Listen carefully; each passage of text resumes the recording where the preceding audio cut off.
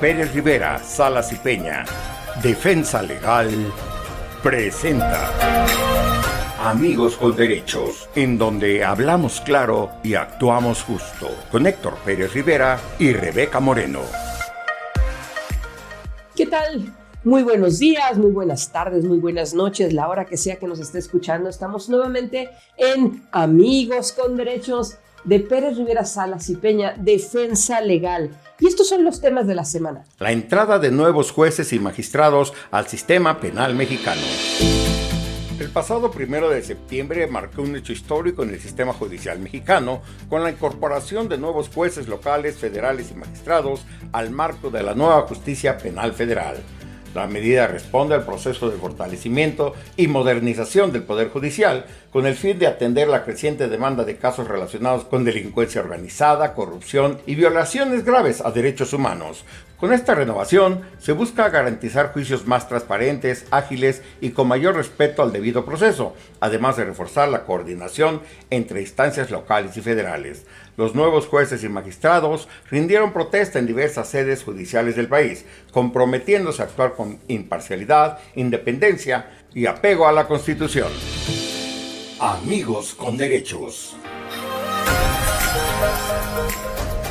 Bueno, esta semana, querido Héctor, es una semana muy importante para los destinos de México, porque ya se renovó el sistema judicial y la verdad es que quienes no conocemos a fondo el sistema judicial, no sabemos si en realidad esto fue bueno, ha sido muy criticado o si realmente necesitaba una renovación el sistema judicial o no. Siempre nos quejamos, siempre oímos queja de cómo está el tema en los tribunales, ¿no? Sea el del nivel que fueran. Pero si era necesario o no era necesario, ¿qué ventajas tiene, qué aspectos positivos y qué no tan positivos tiene esta reforma, esta renovación del sistema para la vida pública, política y social de México? Qué interesante pregunta, Rebeca. A ver, vamos un poco por partes. Era necesaria definitivamente, era necesaria una reforma de nuestro sistema de justicia. Era un sistema muy anquilosado, donde había grandes familias judiciales, es decir, donde incluso el acceso a formar parte de los tribunales pues era un privilegio accesible a muy pocas personas. Alguna persona sin grandes recomendaciones tenía que empezar con algo que le llamaban como meritorio, es decir, ir a trabajar años sin recibir un sueldo, esperando que se abriera una vacante en el más bajo nivel e ir subiendo, ¿no? O tener muy buenas relaciones políticas en altos niveles para que se te nombrara magistrada, magistrado en algún tribunal, ¿no? Entonces era necesaria definitivamente. También creo que cualquiera persona que nos escuche sabrá que eventualmente el Poder Judicial le había fallado a todas las personas, ¿no? Creo que casi cualquier persona puede contar una historia de terror, de alguna experiencia con el sistema de justicia. Y entonces también, pues, dicen que la locura es hacer lo mismo durante muchas veces intentando un resultado diferente. Y era muy necesario.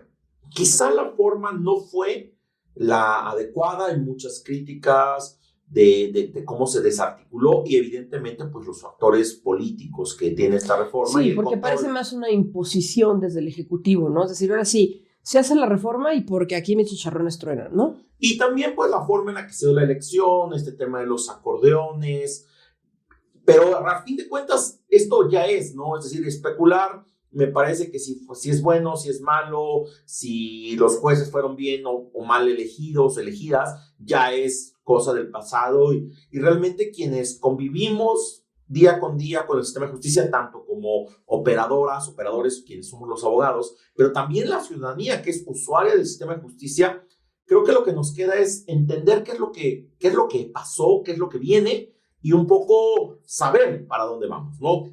Entonces, ¿qué sucedió?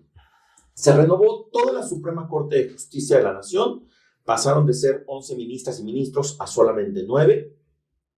Se quedaron solamente 3 de las ministras que habían sido nombradas ya en este periodo de la llamada 4T, Lenia Batres, Loreta Ortiz y Yasmín Esquivel, 3 ministras muy polémicas, y llegaron otras 6 personas. Además, se creó algo que se llama el Tribunal de Disciplina Judicial, que es este tribunal que tiene por objeto sancionar a las jueces y juezas. Antes se podía, en teoría, sí. Había algo que se llamaba el Consejo de la Judicatura. Entonces tú como abogada o abogado, como usuario del sistema de justicia, decías, noto que este juez pues está fallando notoriamente en mi contra, que me está perjudicando no legalmente, sino a la mala, llamémoslo de una forma, iba y yo me quejaba. Pocas veces procedía una queja de esta naturaleza, los jueces actuaban y siempre se escudaban en su jurisdicción para cometer cualquier tipo de arbitrariedad. Y realmente lo que se podía hacer era presentar una queja ante el Consejo de la Judicatura y esperar que se les sancionara, se les hiciera un llamado de atención. Ahora ese tribunal tiene como objetivo sancionar, ¿no? También se especula que lo que harán es, si algún juez o jueza no se alinea con el poder, pues será pues sancionado por este tribunal de disciplina, estará por verse, no lo sabemos, esto es pura especulación. Pero ¿qué pasa con la justicia de a pie? Y aquí es donde creo que podemos hacer una buena reflexión.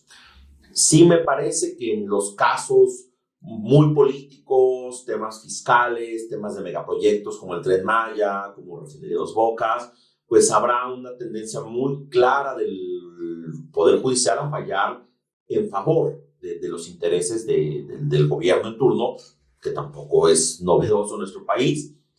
Pero para el día a día, las personas comunes y corrientes que vamos todos los días a tribunales, me parece que sí va a ser diferente. No sé si mejor o peor. Más expedito en tiempo, porque a veces te dices, ay, voy a demandar, y entonces te dicen, uy, pero ¿de qué a qué va todas las instancias? Y te dicen que puede tardar años, y entonces eso, pues evidentemente, pues yo no sé si tarda años porque así es el proceso, porque no hay suficiente personal, porque los tiempos no alcanzan, y ¿esta reforma va a ayudar a que todo sea más expedito? No va por ahí la reforma.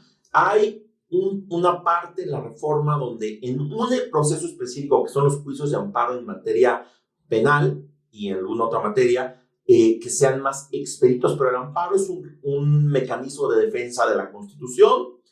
Hubo un cambio importante de la mitad de los jueces y juezas de amparo. Ahí es donde viene el grueso, es decir, se cambió a la mitad de jueces, juezas, magistrados de amparo y de los tribunales del fuero común, ¿no? Es decir, los tribunales a los que acudimos los ciudadanos comúnmente, ¿no? Entonces, hay un cambio.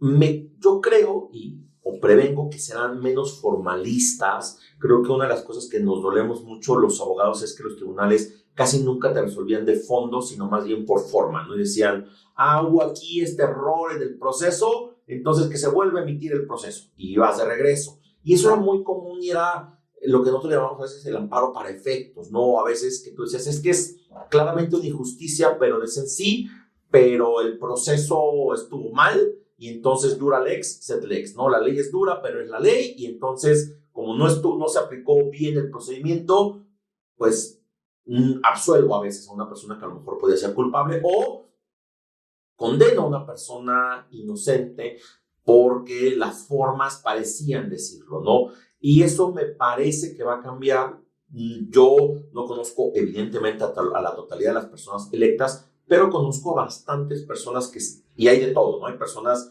que han sido colegas muy brillantes, alumnos, alumnas muy brillantes, y gente que en verdad su calidad jurídica me parece muy cuestionable. Entonces creo que, pero también quienes estaban, es decir, yo, la experiencia que tengo de 20 años ejerciendo el derecho, también encontraba algunas resoluciones que me parecían aberrantes y criterios judiciales aberrantes.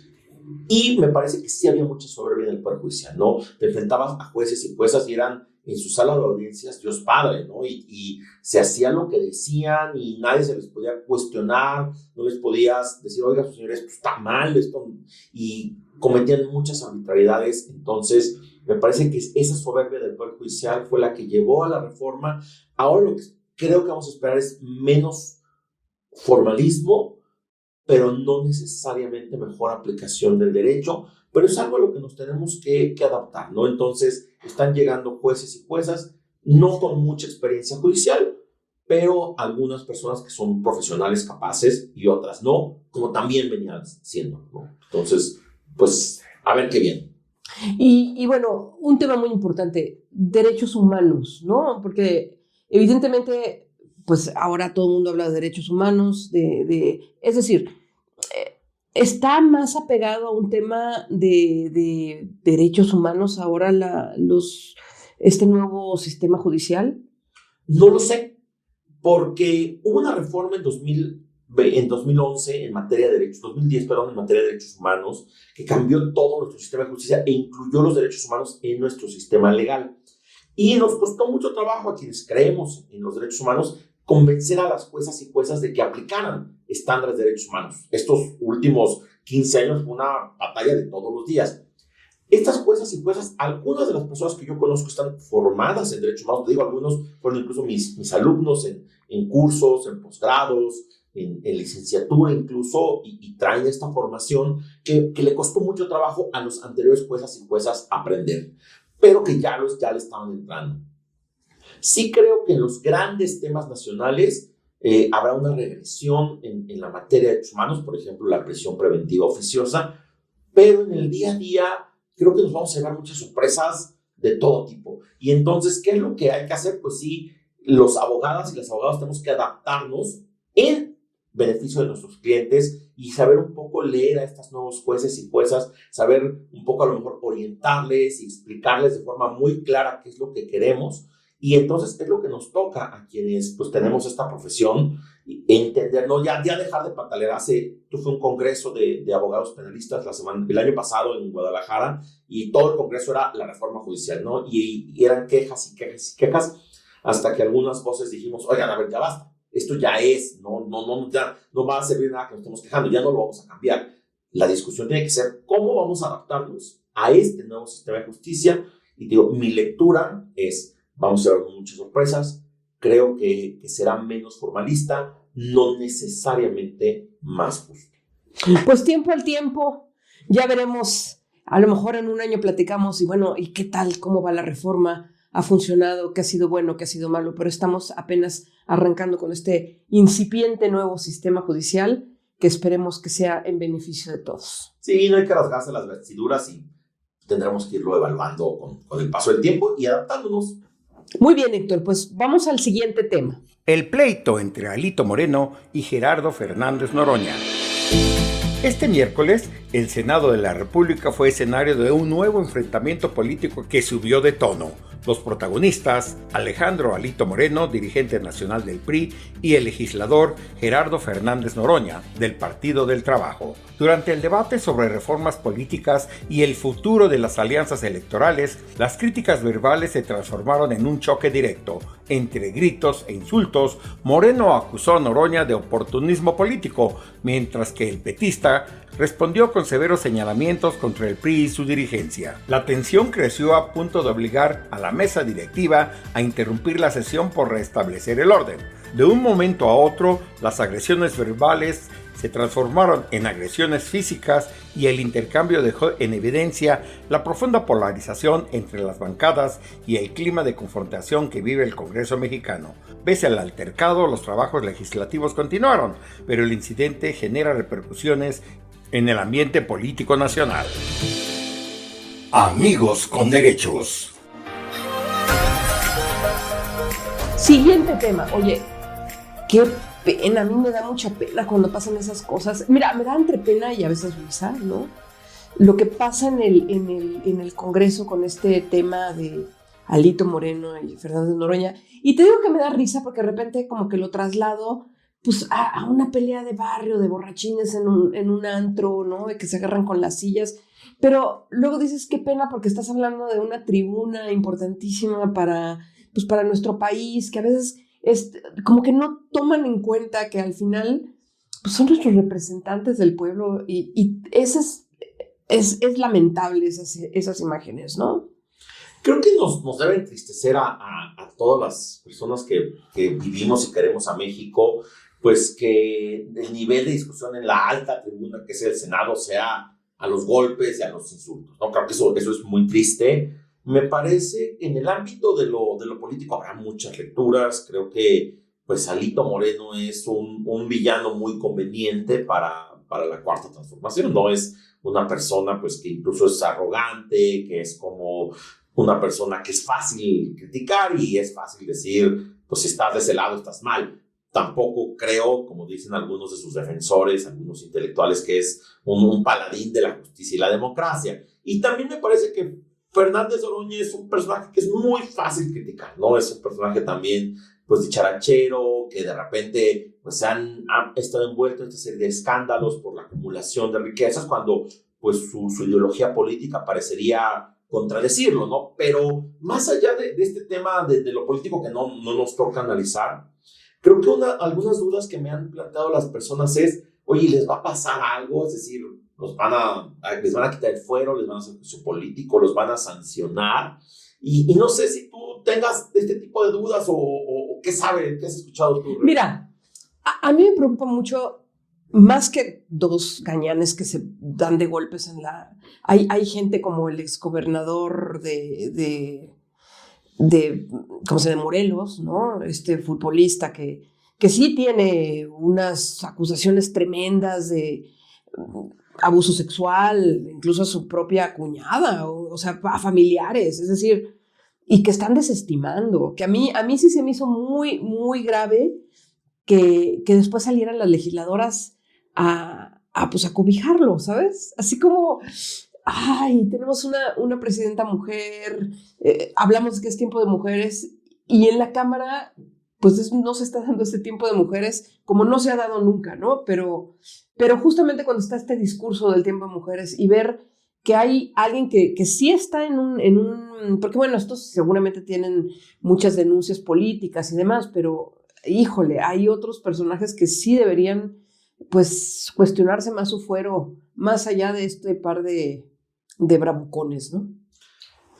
Creo que tocas un punto que yo lo he reflexionado y me parece muy irónico, ¿no? Que podríamos estar en una legislatura que no desaforó a Cuauhtémoc Blanco y por una acusación gravísima, y sí lo haría contra Alito Moreno, ¿no? Pero vamos un poco a analizar cómo es el proceso. Se tienen que, evidentemente, presentar las denuncias ante la instancia que tienen el monopolio. Pero antes, porque hay mucha gente que dice, bueno, ¿por qué los diputados tienen fuero? ¿Por qué el gobierno, o sea, ¿por qué lo tienen? Es decir, ¿por qué ese privilegio? Porque es un privilegio, ¿no? Es más que un privilegio, es algo que se llama inmunidad procesal. Es decir, se protege no a la persona, sino el cargo. Es decir, que yo por ejercer cierto cargo público, para evitar que se me persiga por lo que diga en tribuna, por la ideología política que defiende, por el tipo de iniciativas, por incluso como voto en el Congreso, se me persiga legalmente por ello, ¿no? Entonces, se me protege por la propia institución, en este caso el Congreso, para evitar que yo sea perseguido por mi labor. Una de las más recientes escándalos de desafuero que hemos escuchado, vamos a dar dos ejemplos que quizás recuerden nuestras amigas de nuestro doctor.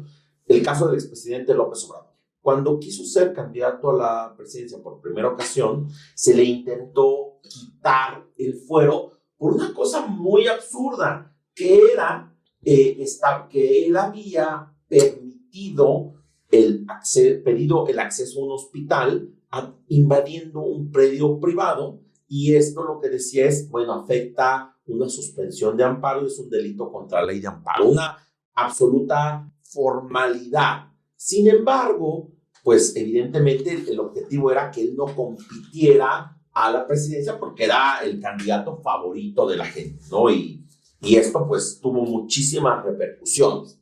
Ese es un ejemplo, ¿no? Entonces, lo fortaleció, de hecho. Claramente el fuero protegía pues su cargo político y su condición de funcionario. Porque ¿quiénes tienen fuero? ¿Los legisladores? Y los titulares de los ejecutivos. Okay. Y los titulares de las fiscalías y algunos funcionarios también que detentan el poder ejecutivo o cargos ejecutivos, ¿no? Es decir, la Constitución tiene una lista, pero tenemos titulares ejecutivos, titulares de fiscalías, legisladores. ¿Qué ocurre con el caso más reciente? El del fiscal Carmona en Morelos, ¿no? Regresando al caso de Morelos.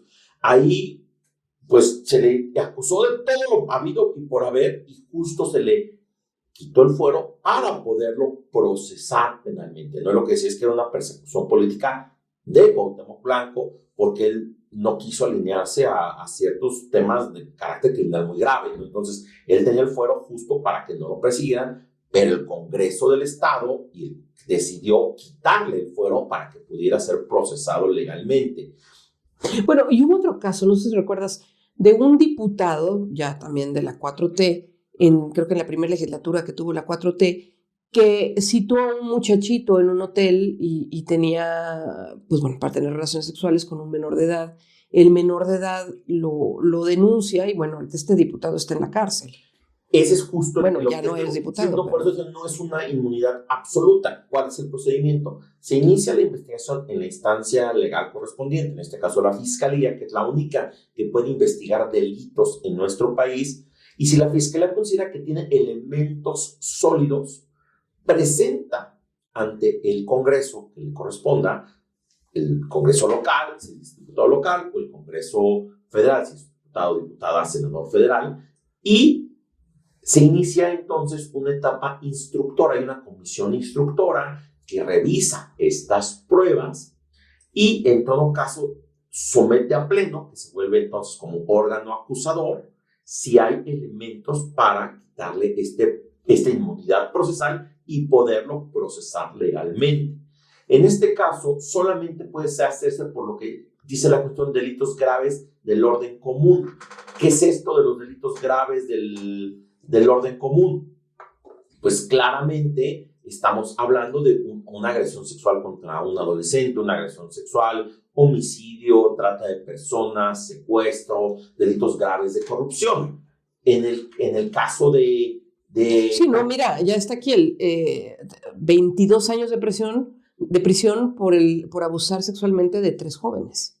O sea, gravísimo, de 13, 16 años, o sea, un depredador, qué horror. Este es un delito grave, entonces en esos casos procede. ¿Qué pasó con Cuauhtémoc Blanco? Lo que dijo el Congreso es la Fiscalía de Morelos, que es la que investigó el asunto, lo investigó mal y entonces no me dio elementos suficientes. Puede haber una cuestión política, es muy probable, pero también en mi experiencia, una de las fiscalías con más deficiencias que yo conozco es la de Morelos. Cuando yo ¿No te acuerdas también este caso de la chica que fueron a un restaurante y luego se fueron a un departamento y luego tenemos la visión de las cámaras donde el muchacho va cargando el cadáver de la chica que aparentemente fue a dejar en la carretera de Cuernavaca y los de... o sea, en este tramo que es Cuernavaca, México. Por ese caso fue el desafuero del fiscal Carmona, porque decían que él había ordenado encubrir el delito, ¿no? Lo que es, bueno, pues yo no tengo control absoluto sobre todos mis funcionarios.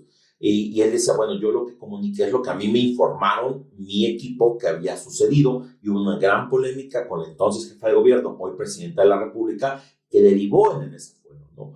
En el caso de Cuauhtémoc Blanco, te digo, la Fiscalía, en mi experiencia en Morelos, yo siempre le digo a la gente que es una fiscalía, hágalo usted mismo. Tú vas y presentas una denuncia por cualquier delito y entonces los ministerios públicos te dicen, pero usted tiene que llevar el oficio al policía para que vaya e investigue, y tiene que llevar al policía al lugar de hechos para que investigue. Y si tiene que intervenir un perito, usted tiene que coordinarse con el perito, llevarlo, traerlo y casi darle de almorzar. Y todo eso así, hágalo usted mismo. Es una fiscalía con muchísimas carencias, con muchísimas deficiencias. Pues no dudo que la investigación no fuera la más aseada en el caso de Cuauhtémoc Blanco, sin decir que él sea inocente, ¿no? Un poco de lo que hablábamos de estos formalismos legales. ¿Qué pasa ahorita? Por lo que se ve en los videos y por la información que ha surgido, se trata de lesiones menores, es decir, también me parece muy simpático esta persona que aparece de color verde, que además no tendría por qué estar en la tribuna, es un espacio reservado para los senadores y senadoras, no tendría por qué haber un civil ahí en la tribuna. Está este civil que dice que es a quien golpea con mayor agresividad a Alito, y ahora pues trae el collarín, el cabestillo, además me digo, a ver, está lastimado del cuello, ¿cómo le están colgando el cabestillo del cuello? ¿No? Me parece como muy teatral. Muy teatral, muy histriónico, y claramente lo que es difícil que estas lesiones sean lesiones graves, seguramente no ponen en peligro la vida y no daría en términos legales para allá a esto calificación de delito grave del orden común. Entonces, ¿qué va a pasar? nada va a ser un zafarrancho político. Si Alito va a ser un enemigo de la 4T, seguro algo le encontrarán. Pues fue gobernador del estado, hay acusaciones fuertes de corrupción. Entonces, pero por este incidente, pues lo único que nos quedará es la vergüenza pública de que nuestros legisladores se agarren a golpes, pero no tendrá trascendencia jurídica, sino política. Así es. Pues muy bien, Héctor. Esto, recuerden, es Amigos con Derechos de Pérez Rivera Salas y Peña, Defensa Legal. Y vamos pues al siguiente tema que nos ocupa. La sentencia a Luis Cárdenas Palomino. Un tribunal federal sentenció recientemente a Luis Cárdenas Palomino, exfuncionario de seguridad cercano a Genaro García Luna, a 5 años y 3 meses de prisión por el delito de tortura. La resolución se deriva de los hechos ocurridos en 2012, cuando agentes bajo su mando fueron señalados de haber torturado a supuestos integrantes de una banda criminal, con el fin de obtener confesiones.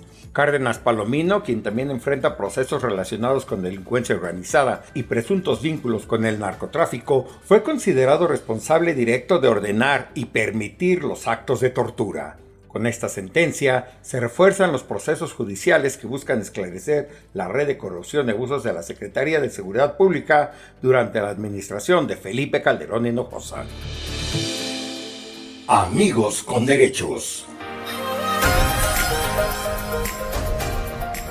Ahora sí, Héctor, un tema que nos ocupa en demasía. El tema Luis Cárdenas Palomino. ¿Qué nos puedes decir? Creo que tienes mucho que decirnos en este tema porque pues está involucrado el despacho en él, ¿no?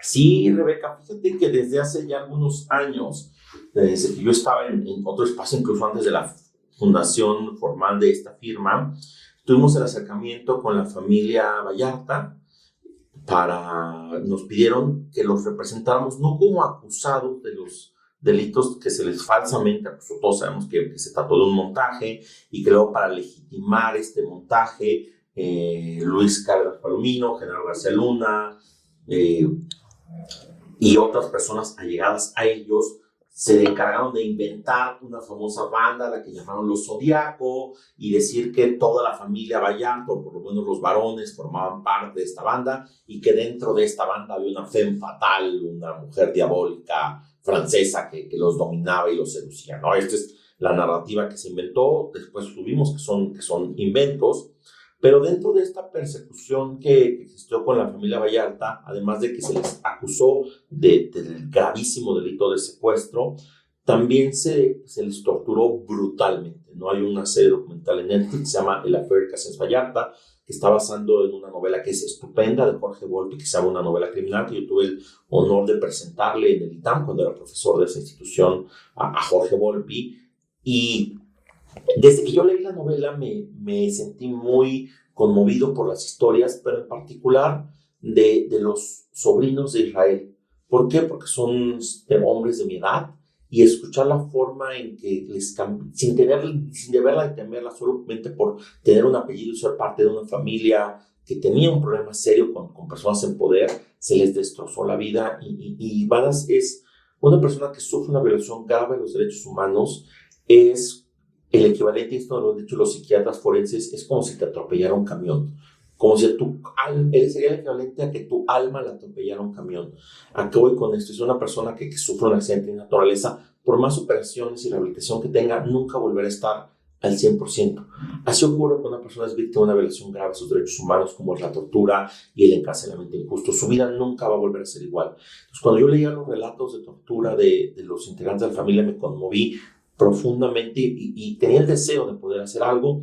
El destino nos llevó a conocer a la familia Vallarta y a representarles, no como acusados, porque esto lo llevó brillantemente la Defensoría Pública Federal, que ya obtuvo la liberación de Israel, sino como víctimas de tortura. La Defensoría defiende, valga la redundancia, a personas acusadas de delito, pero no puede representar víctimas del delito. Entonces buscaban un abogado que lo hiciera, se buscaron varias opciones, entre ellas nosotros, y yo acepté tomar el caso y empecé a representar a varios de los integrantes de la familia Vallarta. Presentamos unas quejas en la Comisión de Derechos Humanos que derivaron en recomendaciones que afortunadamente no han sido cumplidas.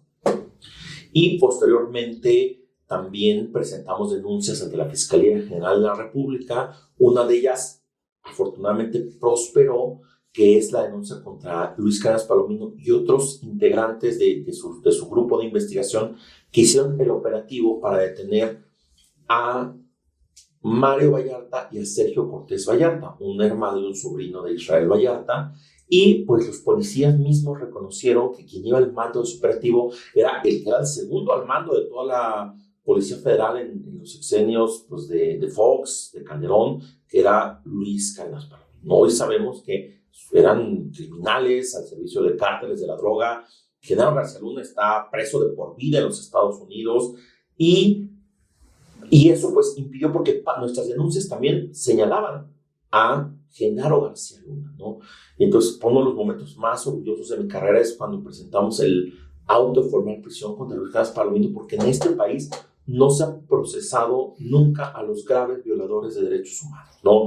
Echeverría murió impune por formalismos legales y así podemos enumerar a muchos otros grandes violadores de derechos humanos, ¿no?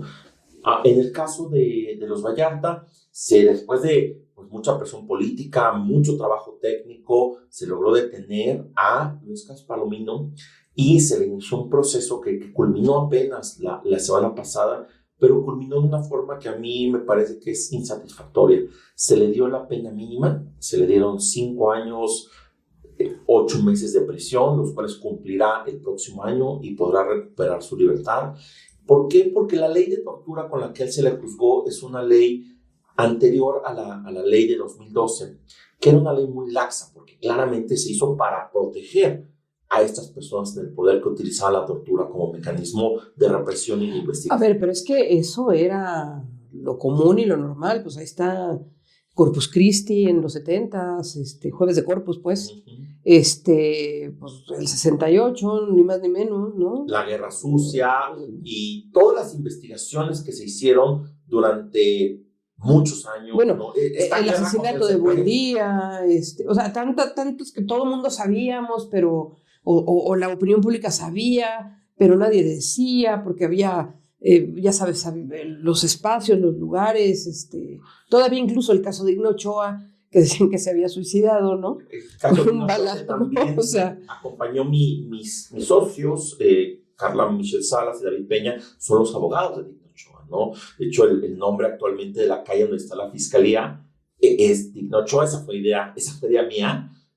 Cuando estábamos discutiendo la reparación del daño, querían cambiarle el nombre a la calle Serapio Rendón, donde está el Centro PRO donde trabajaba Igno Ochoa. Pues una calle muy larga donde hay muchísima gente. Entonces yo les decía, no, porque va a tener muchos problemas, porque la gente va a tener que cambiar su INE, su domicilio fiscal y más. Y yo les dije, ¿por qué no cambiamos el nombre de la calle de la fiscalía, que se llama Gabriel Hernández, un general revolucionario, que es solo una cuadra? Entonces, pues es mucho más fácil, donde aparte solo es la fiscalía y algunos negocios. Es mucho más fácil y muy simbólico, porque ahora cada oficio que sale de la fiscalía lleva el nombre de Igno Ochoa, ¿no? Es muy, muy simbólico. Pero bueno, regresando al caso de Cárdenas Palomino, la tortura ha sido muy tolerada en nuestro país. Incluso la gente considera que es hasta merecida, ¿no? Más en el combate a este delito tan estigmatizado que es el secuestro. Hay una ley, la ley más dura que hay en nuestro país es la ley contra el secuestro. Tiene penas de más de 100 años, la famosa ley Wallace, impulsada por Isabel Miranda de Wallace. Y en este contexto de los Vallarta, Isabel Miranda de Wallace fue una de las grandes enemigas de la familia Vallarta, ¿no? De las grandes impulsoras de que se les castigara, ¿no? Ahorita ya las personas vinculadas con el caso Wallace han estado recuperando su libertad, porque se ha demostrado que son fabricaciones basadas también en torturas terribles, ¿no? Entonces la gente pues casi se lo merece. Y yo cuando he trabajado con policías, pues muchas veces, pues es que hizo algo muy malo, ¿no? Entonces, por ejemplo, cuando tú ves a una persona acusada de tortura que le cortó los dedos, o se dice que le cortó los dedos a sus víctimas, lo que vamos a hacer a policías golpeándoles o prácticamente arrancándole los dedos a estas personas. Se dicen que las orejas los golpean en la cabeza hasta que pierden el conocimiento, porque es una casi forma de hacer justicia. El ojo por ojo y diente por diente, ¿no? Fíjate que yo cuando trabajo con policías utilizo una escena de la película Batman, el Caballero de la Noche, que para mí es la mejor película de superhéroes que existe. Y hay una escena donde el comisionado Gordon le permite a Batman entrar a interrogar, entre comillas, al Guasón. Y lo empieza a golpear. Y el Guasón incluso se burla y le dice, a ver, no me pegues en la cabeza, pues no te voy a decir lo que quieres que te diga. Y termina diciéndole el Guasón, tú y yo somos iguales, porque tú también. Y entonces yo le digo cuando doy capacitaciones de tortura y se lo muestro a los policías, les digo, a ver, pues, ¿quién es Batman? No, pues un superhéroe. Y el Guasón, no, pues un villano. Pues, ¿está bien lo que está haciendo Batman? ¿A ustedes les gustaría ser como Batman? ¿Qué pasaría si yo les digo a ustedes, incluso con una figura policial que muy involucrada también en el caso de Vallarta, se decía que era como el nuevo Batman, o el Batman de la Ciudad de México?